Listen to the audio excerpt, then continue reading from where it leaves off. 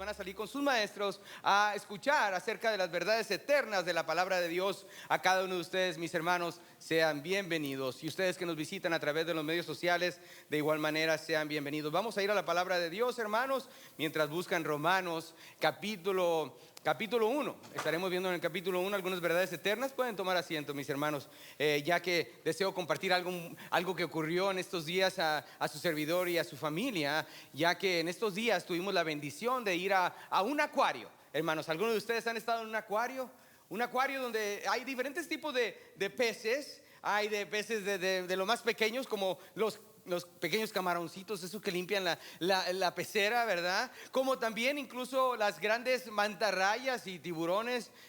Hermanos, es una maravilla lo que el Señor ha creado, sin duda alguna.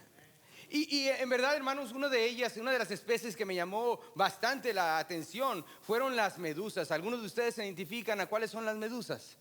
Las medusas, hermanos, las tienen en una pecera muy particular, porque regularmente le ponen un fondo azul marino o un fondo negro, para así poder apreciar su hermosura, su textura, para poder ver exactamente la maravilla de la creación de Dios. De igual manera, hermanos, cuando una persona va a una joyería, y ustedes varones quizás se acuerdan el tiempo cuando fueron a buscar su anillo de compromiso, o si lo andan buscando todavía, ahorrando para poder hacerlo, mis hermanos, le van a encontrar cuando vayan a una joyería, el joyero le va a presentar una piedra preciosa llamada diamante. Regularmente ese diamante lo colocan sobre un manto negro, un pequeño mantel, por así decirlo. Regularmente es de color negro, un color oscuro. El que atiende, hermanos, le pondrá esa piedra preciosa para que usted la pueda ver. Hay algo muy importante acerca de ese pequeño mantel oscuro o negro que ponen antes de poner la piedra preciosa para que usted la pueda ver. ¿Sabe? La textura del diamante no cambia al ser puesto en un fondo negro, sino que el contraste hace que resalte su hermosura. De la misma manera, hermanos, en Romanos capítulo 1 encontramos cómo el oscuro fondo del pecado hace resaltar la hermosura de la gracia de Dios. Esto es como el mantel oscuro llamado pecado, el cual nos lleva al entender lo profundo y lo oscuro de nuestro pecado, entender la grandeza de la hermosura de Dios. Entre más consideramos lo oscuro y del fondo del pecado, de nuestro pecado, aún más hermoso será el brillo de aquella piedra preciosa, del resplandor de esa piedra preciosa llamada Jesucristo. Vayamos a Romanos capítulo 1, versículo 17 al 21. Si lo tiene ahí, digamos, lo tengo. Amén. Porque en el Evangelio la justicia de Dios se revela por fe y para fe, como está escrito: mas el justo por la fe vivirá. Porque la ira de Dios se revela desde el cielo contra toda impiedad e injusticia de los hombres que detienen con injusticia la verdad. Porque lo que de Dios se conoce les es manifiesto, pues Dios se lo manifestó. Porque las cosas invisibles de Él, su eterno poder y deidad, se hacen claramente visibles desde la creación del mundo, siendo entendidas por medio de las cosas hechas, de modo que no tienen excusa. Pues habiendo conocido a Dios, no le glorificaron como a Dios, ni le dieron gracias, sino que se envanecieron en su razonamiento, y su necio corazón fue entenebrecido. Padre, te doy gracias, Señor, para que a través de todos estos minutos, Señor, que nos resta, pueda ser tu voz, Señor, pueda ser tu palabra, Padre eterno, la que habla a nuestro corazón. Señor, necesitamos escuchar de ti, Padre, en este día, y te suplicamos, Señor, que nos lleve de tu mano a través de este estudio, de esta meditación. En el nombre de Jesús te damos gracias. Amén. Hoy en día, hermanos, nuestra sociedad tiene la capacidad de hacer cosas que muchos de nosotros ni siquiera nos imaginábamos pudiéramos llegar a hacer. Hemos visto cómo la ciencia ha avanzado, hemos visto cómo el campo médico ha avanzado. No sé si usted recuerda, quizás hablo a las personas que tienen aproximadamente mi edad, cuando nuestra esposa estaba embarazada. no había manera de saber cómo, si iba a ser niño o niña. Esto fue antes del ultrasonido, ¿se acuerdan eso? Había maneras que las personas trataban de descifrar si iba a ser niño o niña al ver el vientre de la mamá y querían adivinar si era niño o niña. Ahora es tan sencillo como un sonograma. Un sonograma nos puede decir si es niño o niña, y finalmente podemos hacer el gran reveal, ¿verdad? El big reveal del cual se conoce el día de hoy. Pero hay cosas, hermanos, de la misma manera que han sido reveladas de parte de nuestro Señor, de parte de nuestro Dios, con una absoluta precisión. Dios ha revelado grandes verdades acerca de nuestra condición humana. Usted ha escuchado quizás en alguna ocasión cuando alguien le dice, o quizás le han dicho a usted en su casa, o lo ha escuchado en otra parte: no tienes excusa, no tienes excusa. Es como cuando éramos niños y nuestra mamá venía y veía el cuarto completamente desordenado, y su mamá le decía: no tienes excusa. ¿Se recuerdan ese tiempo? Los niños dicen: no tienes excusa. Y sabe, cuando pensamos de esto, podemos pensar que Dios mira al ser humano y el ser humano vuelve su rostro a Dios.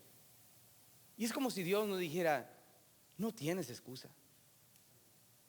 ¿Sabe? Hoy estaremos viendo tres aspectos de la revelación de Dios, esta revelación de Dios al hombre. Quiero que consideremos la primera. La primera es la revelación dada.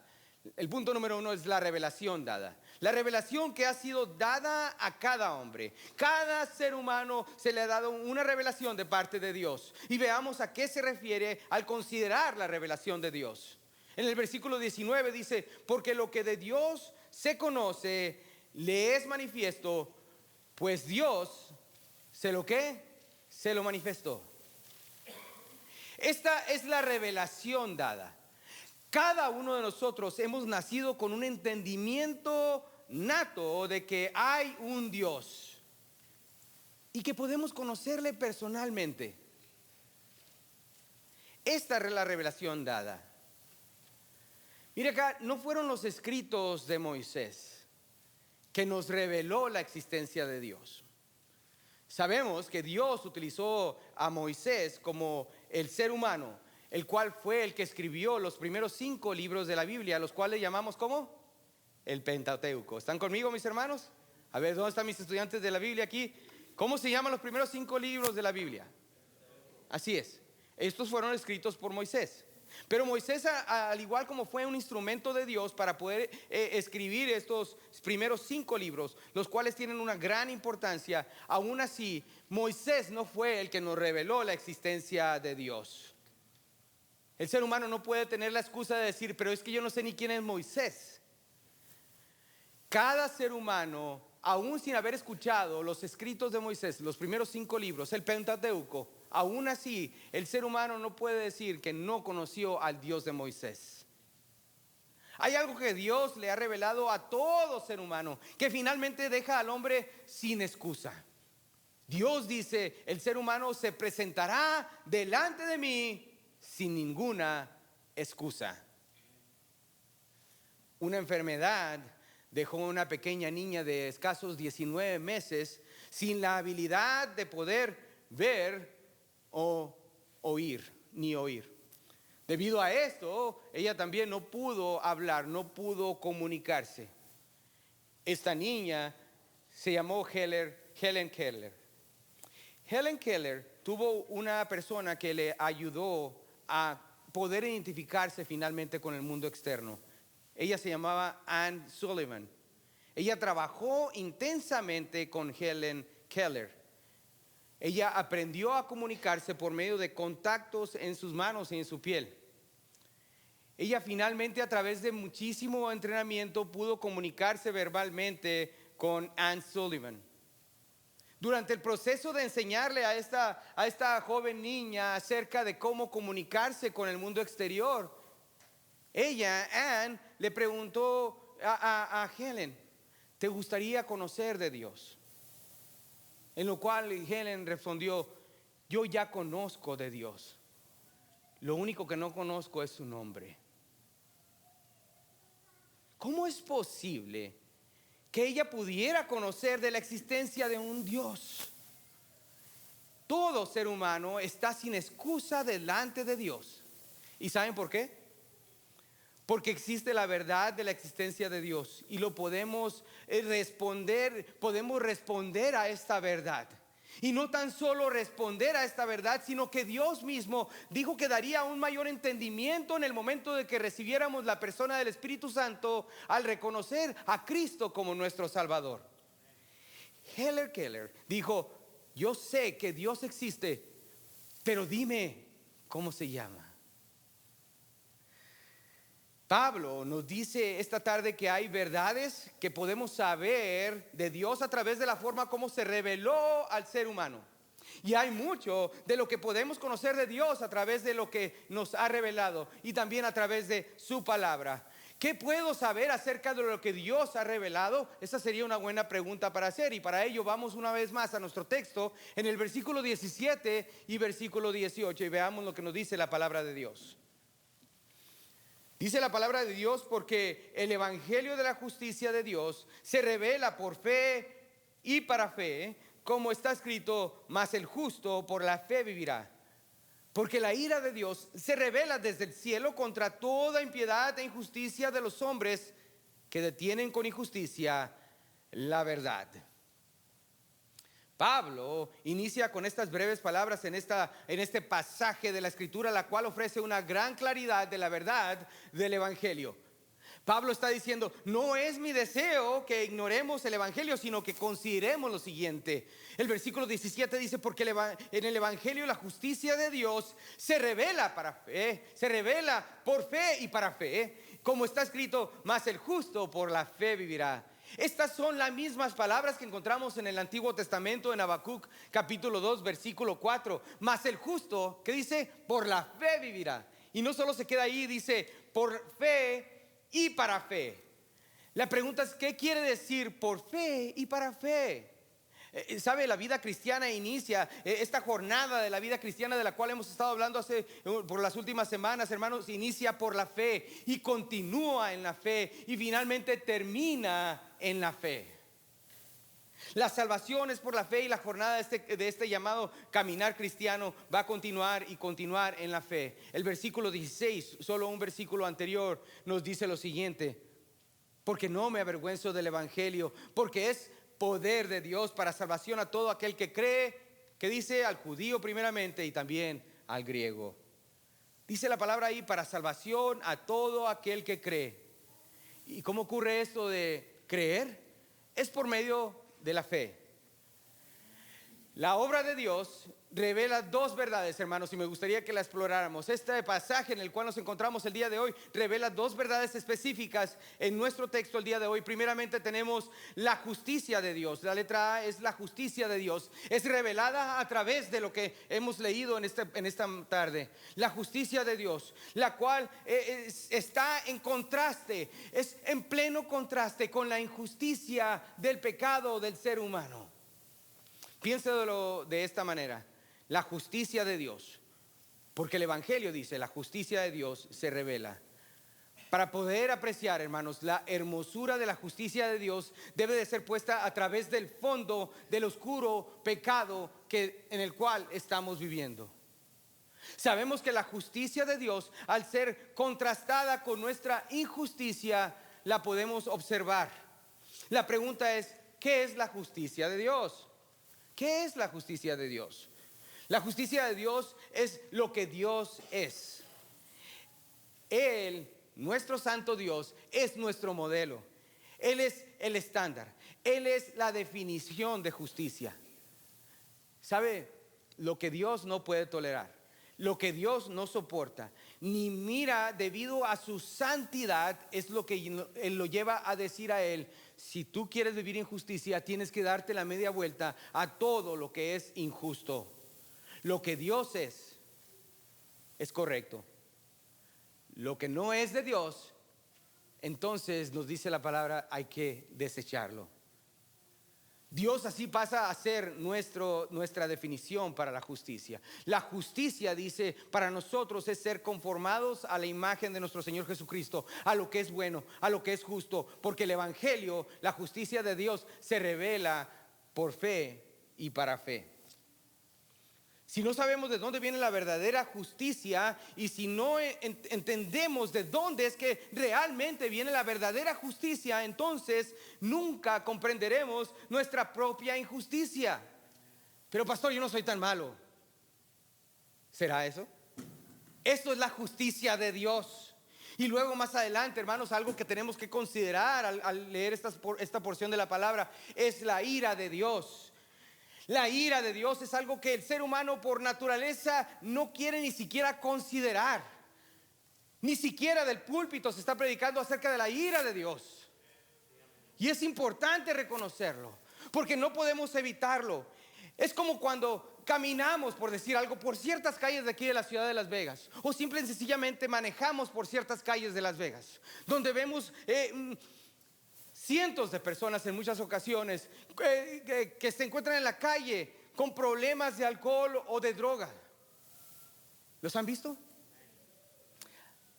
Hemos visto la consecuencia del abuso de sustancias una y otra vez. Y pasamos enseguida de ella, ignorándolo como si no existiera. De la misma manera queremos ignorar la ira de Dios como si no existiera. No solo que Dios reveló su justicia a todo ser humano, sino que también Dios reveló su ira. Y usted pues, pastor, ¿sabe qué? Mejor hablemos del amor de Dios. Hablemos del amor de Dios, porque no me gusta hablar acerca de esto, de la ira de Dios. Sí, hermano, está bien. El amor de Dios es perfecto, pero también es perfecta su justicia y su santidad. E ignorarla nos lleva a la ira de Dios. Amén. Es importante reconocerlo, no podemos ignorarlo. Ignorarlo es esperar que no ocurra, que no va a ocurrir, no va a pasar, todo va a estar bien. En ocasiones, el hombre lo puede bloquear de su mente, puede bloquear la ira de Dios. Pero la ira de Dios es tan real como siempre lo ha sido. Alguien lo puso de la siguiente manera: la justa ira de Dios aún no ha sido derramada, sino que se mantiene por encima de la marea en presencia del pecado, porque Él es inmutable y siempre justo. Pero esto no quiere decir que Dios se ha olvidado de la consecuencia del pecado. Observe esto, hermano. No es tan interesante cómo es que el pecado es más tolerable cuando somos expuestos constantemente a él. ¿Se han dado cuenta de eso? Si usted es como yo, mi hermano, y como le digo, ha vivido algunos 40 años, se acuerda que la única pantalla que teníamos en casa era la pantalla de televisión. ¿Recuerdan aquel tiempo cuando solo había una pantalla de televisión? Regresábamos de la escuela sin ningún problema. Quizás ignorábamos completamente la televisión porque preferíamos salir a jugar después de comer, salir a jugar con nuestros amigos ahí en la calle. Y muy rara ocasión venimos a la casa y nos acordamos de la televisión. Pero cuando veíamos la televisión, hermanos, y escuchábamos profanidades, decirlas en la pantalla, hermanos, hasta nos avergonzábamos de escuchar eso. Escuchar palabras obscenas o mirar algo que no era agradable. Nosotros nos tapábamos los ojos. ¿Sabe? Algo ocurre, mi hermano, cuando pensamos acerca de ello, ya que hoy en día, hermanos, podemos decir, bueno, esto no me ofende ya más. Las blasfemias y todo lo que escucho a través de este aparatito que nos lleva ahora a lo que son las pantallas que traemos con nosotros en nuestro bolsillo. ¿Sabe? Deja de ser ofensivo cuando nos exponemos una y otra vez. Y pensamos, todo está bien, pero no para Dios. Dios no dice, bueno, esto era ofensivo para mí antes, pero conforme me he adaptado a la cultura actual, esto es menos ofensivo para mí. ¿Sabe qué? Le tengo noticias. Porque Dios no cambia. ¿Por qué es que Dios no se ajusta a nuestros tiempos? ¿Por qué es que no deja pasar las cosas únicamente y conformarse a lo que se está legalizando hoy en día y que todo se mira bien? Porque Dios es perfecto, amén. Y su justicia es para siempre. Y Malaquías 3:6 dice, porque yo Jehová no cambio. Por esto, hijos de Jacob, no habéis sido consumidos. Escuche bien, si la justicia de Dios no ha cambiado, entonces podemos concluir que la ira de Dios tampoco. Los atributos de Dios son balanceados por su perfección. Él es perfecto en su amor, pero también es perfecto en su santidad y también es perfecto en su justicia. Es perfectamente correcto pensar que Dios es amor, correcto. Pero todo aquel que no toma en cuenta su justicia y su ira, entonces ha sido incapaz, escuche bien, de comprender una de las verdades más grandes del universo. Dios, en efecto, ama al pecador, mas odia su pecado. Entonces, ¿hacia qué objeto está dirigida la ira de Dios? Vea conmigo el versículo 18. Porque la ira de Dios se revela desde el cielo contra toda impiedad e injusticia de los hombres que detienen con injusticia la verdad. La palabra detienen quiere decir reprimir, quiere decir oprimir, quiere decir callar. Aquellos que quieren cubrir la verdad, que desean poner algún tipo de represo, algún tipo de barrera para suprimir la verdad. La ira de Dios es contra aquellos que quieren omitir, que quieren callar, que quieren reprimir la justicia de Dios. Y sabe, vivimos hoy en día en un mundo, hermanos, el cual vive patas arriba, por así decirlo, en un concepto de lo que es la justicia, de lo que es verdad, de lo que es justo. Hemos cambiado la definición, el ser humano ha cambiado la definición en un mundo que busca reprimir la verdad de Dios, aun cuando la verdad es revelada internamente. Pero Dios no se detiene ahí. No solo que Dios se revela a cada uno de nosotros internamente, sino que también lo hace externamente, y esa es la revelación externa. La revelación externa, el punto número 2. En el versículo 20 de nuestro texto en el día de hoy dice así: porque las cosas invisibles de Él, su eterno poder y deidad, se hacen claramente visibles desde la creación del mundo, siendo entendidas por medio de las cosas hechas, de modo que no tienen excusa. ¿Sabe? Al leer este pasaje me recuerda lo que dice el Salmo 19, versículo 1 en adelante. ¿Recuerdan el Salmo 19? Dice: los cielos cuentan la gloria de Dios, y el firmamento anuncia la obra de sus manos. Dice la palabra: un día emite palabra a otro día, y una noche a otra noche declara sabiduría. No hay lenguaje, ni palabras, ni es oído su voz. Hermanos, nos podemos gozar al ver los cielos, el atardecer, los hermosos colores que el Señor ha pintado para su honra y su gloria, para que nosotros podamos admirarla y poder reconocer la abundancia de la misericordia de Dios. Cada día es un sermón, cada día es un mensaje que Él nos da, cada día es un mensaje que nos anuncia acerca de un creador, el creador del universo entero. Cada día emite palabra de Dios a otro día, y no importa qué tipo de idioma hable, no importa qué idioma hable, Dios, tu creador, habla tu idioma. Y no solo eso, sino las marcas de su amor. A través de su creación nos enseña las marcas de su amor. Este sermón del cual me refiero, que se da día a día, nos habla cada día del mensaje de las marcas del amor de Dios. Usted y yo estamos delante de Dios sin ninguna excusa. Las huellas que el Señor ha dejado en su creación. Durante esta semana tuve la oportunidad de caminar por la playa, mis hermanos, y llegamos relativamente temprano al lugar donde íbamos a caminar, donde íbamos a estar. Era inevitable ver que ya había huellas ahí de diferentes personas y bueno, otras cosas que había ahí en la playa. A través de reconocer las huellas que estaban plasmadas ahí en la arena, nos percatamos de que alguien precisamente estuvo ahí antes que nosotros. ¿Podemos concluir eso? ¿Que es correcto? Si nosotros vemos huellas en la playa, es porque alguien más estuvo ahí antes que nosotros. Fácil de entender. Y esto me llevó en alguna ocasión a considerar siempre he visto una foto donde se ven dos huellas, donde hay dos huellas caminando. ¿Recuerdan esa fotografía? Que se encuentran dos caminando en una playa, pero solo se ven las huellas de una. ¿Sabe? Yo creo que podríamos cambiar esto un poco y decir las huellas de nuestro Señor estuvieron ahí antes que las nuestras. Y no solo eso, considerar que el Señor está caminando en nosotros cuando nos postramos a su voluntad. No que Él camina a nuestro lado, Él camina en nosotros. Y Él ha estado ahí antes que nosotros.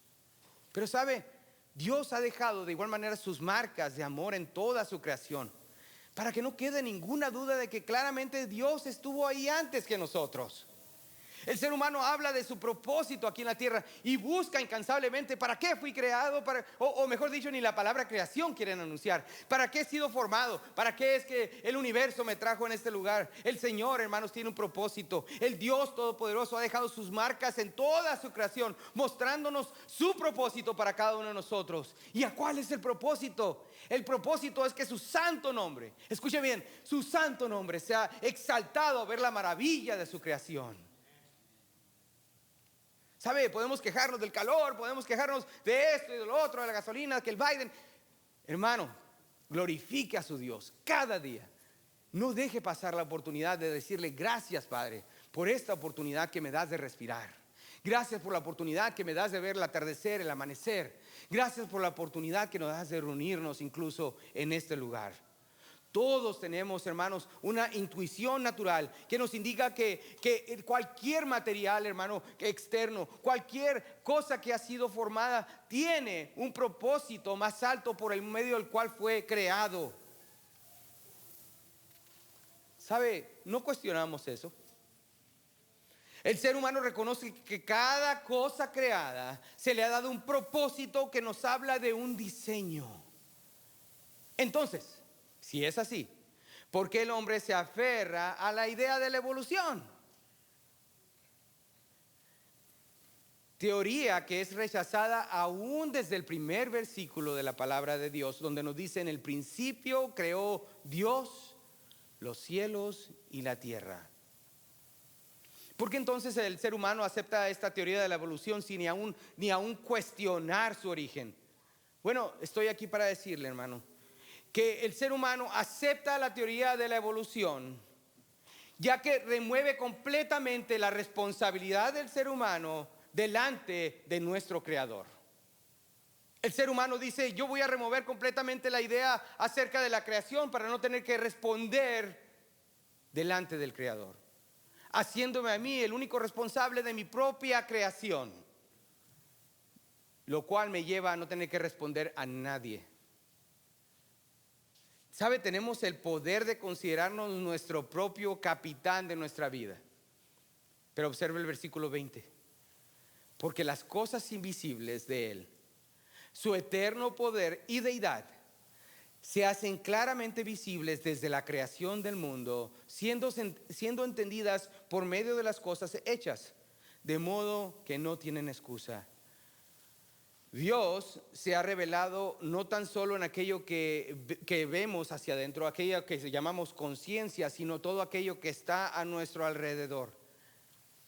¿Sabe? Aún la ciencia, hermanos, ha concluido que el más básico organismo, aquellas personas que han estudiado ciencias naturales entienden lo que me refiero a un más básico organismo, requeriría una probabilidad de 1 a 10 elevado al 3330 potencia. Ahora uno dice: yo no soy matemático. Bueno, vamos a ponerlo así: si empezáramos con los ceros desde allá, terminaríamos allá. Y solo hay una posibilidad de que una célula, un organismo de lo más básico, exista por sí sola. Para que la vida haya ocurrido por casualidad y reprimir la verdad de su creador es en sí, hermanos, una locura. Y permítame llevarlo más allá: es una blasfemia. El no dar gloria a Dios, el no reconocer a nuestro creador, es una locura. Porque el ser humano puede cuestionar el origen de la creación constantemente, pero es muy interesante, porque no va a cuestionar quién edificó este edificio, por decirlo así. O cuando ve un carro, no cuestiona quién fue el que lo ensambló. O cuando ve un reloj no va a cuestionar quién lo diseñó. Pero cuando vemos la creación, que tiene todas estas marcas de amor de parte de nuestro Dios, lo cuestionamos. El oponerse a darle gloria al Creador por todo lo creado es motivo para que la ira de Dios se revele desde el cielo contra toda impiedad e injusticia de los hombres que detienen con injusticia la verdad. Hay una revelación que ha sido dada por Dios para cada hombre en su conciencia y también con todo lo creado. Los cielos, dice, cuentan la gloria de Dios y el firmamento anuncia la obra de sus manos. Cuando suprimimos, cuando negamos, cuando nos rehusamos creer en todo aquello que Dios ha revelado, algo naturalmente tiene que ocurrir. Y esto nos lleva al punto número 3, la revelación retenida. La revelación retenida. Es como si Dios dijera, mira, ya puse en tu conciencia, ya puse en tu corazón la verdad de mi palabra. Ahora te lo he demostrado completamente en la naturaleza. Solo queda una cosa por hacer. Si aún rehusas creer, esto se va a convertir en una revelación retenida. El versículo 21 nos dice lo siguiente: pues habiendo conocido a Dios, no le glorificaron como a Dios, ni le dieron gracia, sino que se envanecieron en su razonamiento y su necio corazón fue entenebrecido. ¿Sabe? Cuando removemos a Dios de su trono, tan solo es una indicación de que tan solo al único Dios que queremos poner en ese lugar es el yo. Yo soy el Dios de mi vida.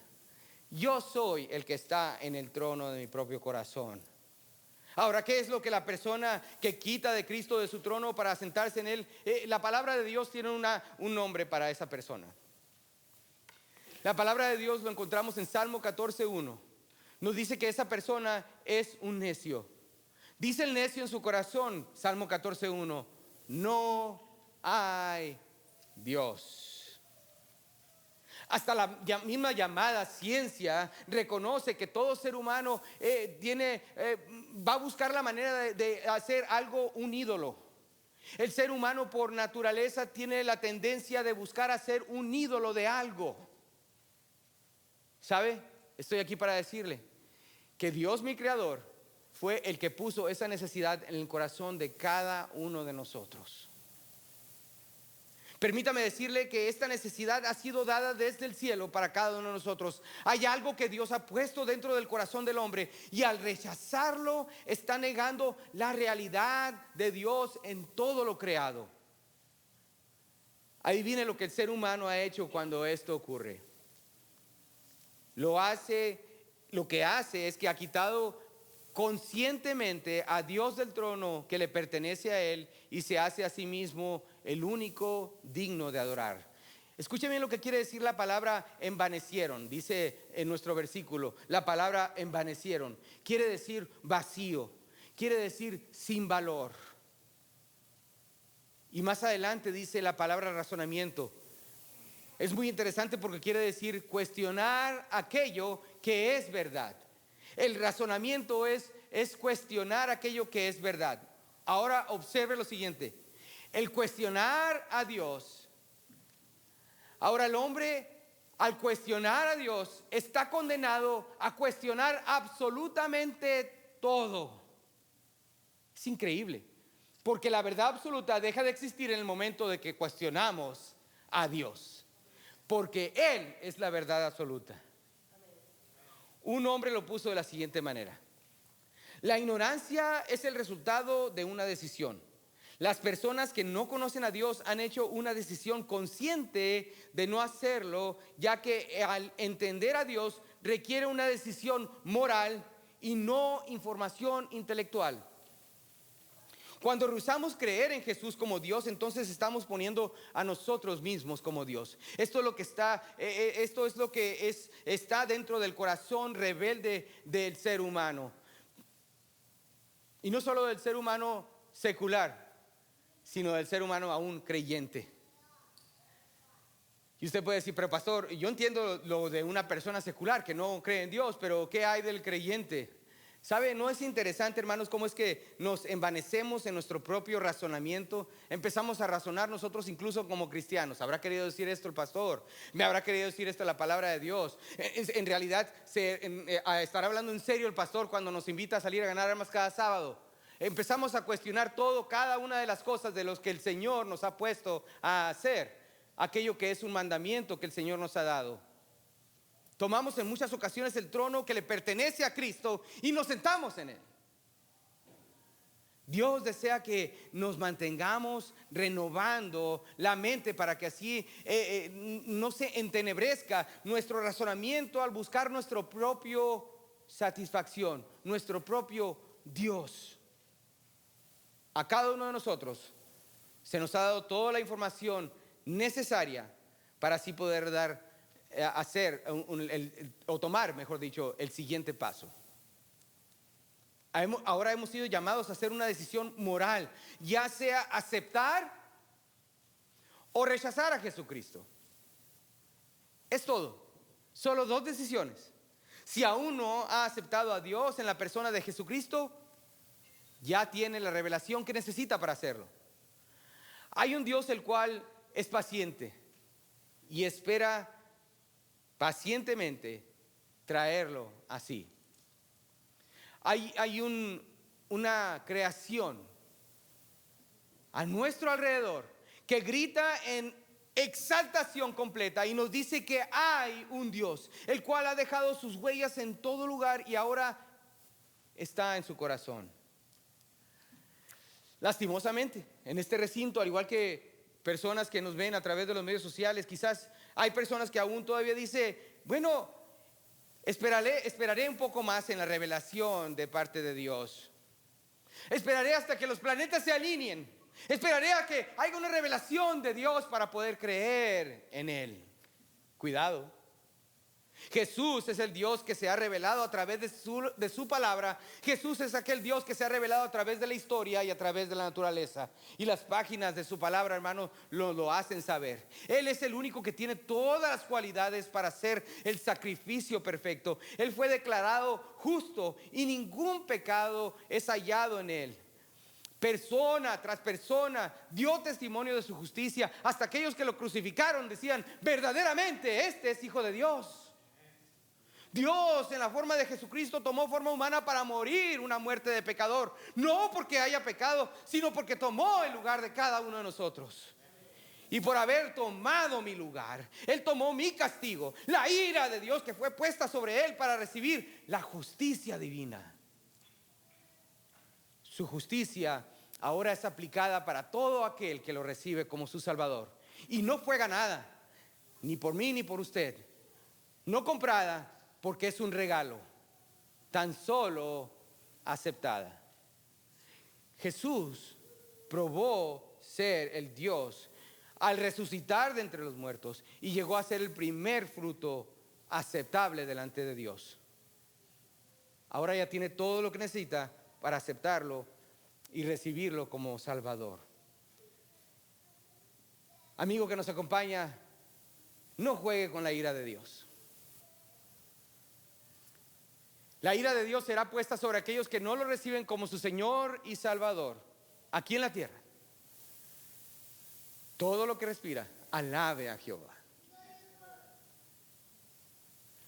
Reconozca el diamante de la personalidad de nuestro Dios al reconocer lo oscuro de nuestro pecado y vea el contraste, la justicia de Dios con nuestra injusticia, y sea honesto consigo mismo y diga, Señor, por favor, sálvame de tu ira venidera. Padre, te doy gracias, Señor, por esta tarde, porque tu palabra, Señor, ha sido publicada, Señor, mis hermanos, y cada uno de nosotros hemos sido expuestos a tu verdad eterna, Señor. Ahora, mi Dios, somos responsables delante de ti por aquello que haremos con esta decisión, y yo te ruego que la bendigas. Iglesia Bautista Libertad, por favor, oren.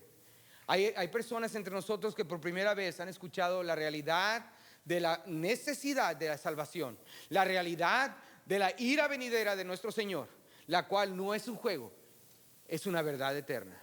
Y por favor les pido que oren. Gracias por habernos acompañado en esta tarde. Esperamos que el mensaje haya sido de bendición. Recuerde de seguirnos a través de los medios sociales de Facebook, al igual que nuestra página electrónica de experienceliberty.com. Si se encuentra en la área de Las Vegas, venga, acompáñenos. Estamos localizados en el 6501 al oeste de Lake Mead Boulevard, aquí mismo en Las Vegas, Nevada. Tenemos servicios a la 1:15 los domingos, al igual que estudio bíblico a las 5 de la tarde. También tenemos estudios separados en grupos de conexión los miércoles a las 6:30. Gracias por habernos acompañado. Esperamos verle por aquí muy pronto.